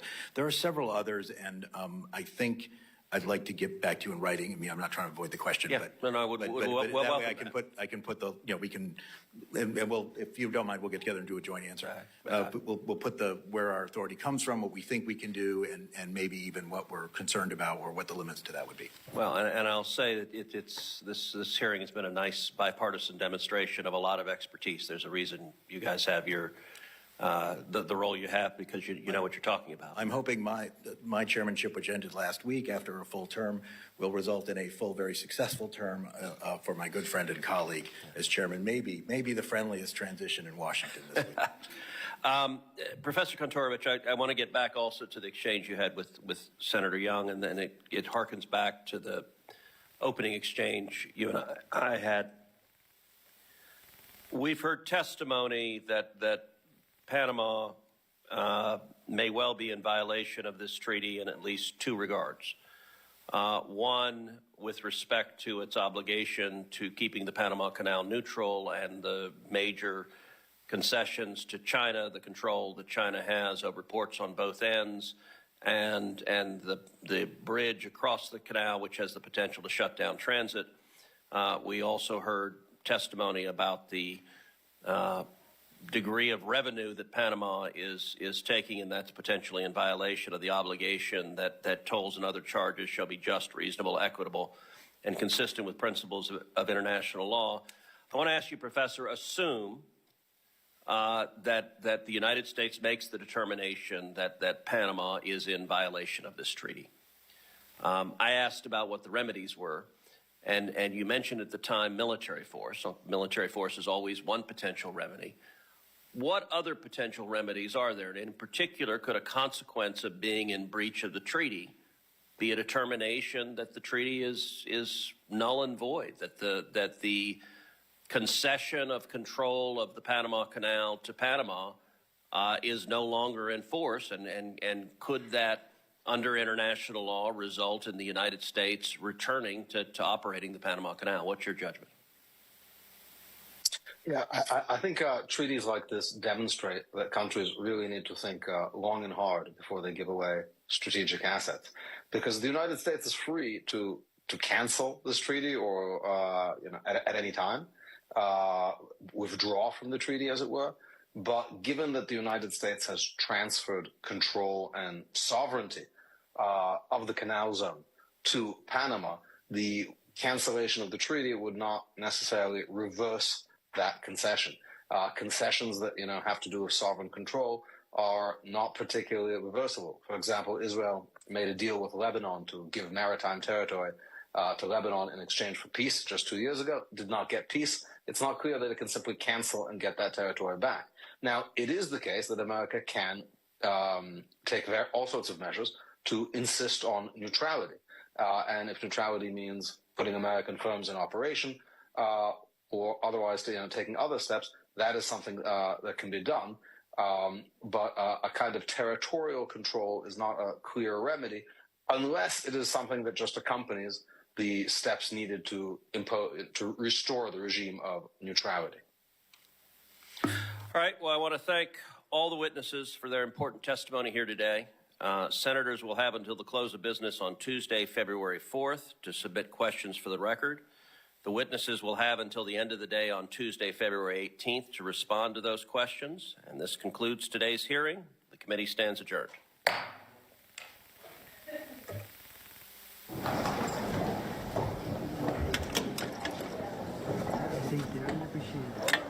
Yeah, I just say that it sounds an awful lot to me like they're trying to find justification for using the military force in Panama.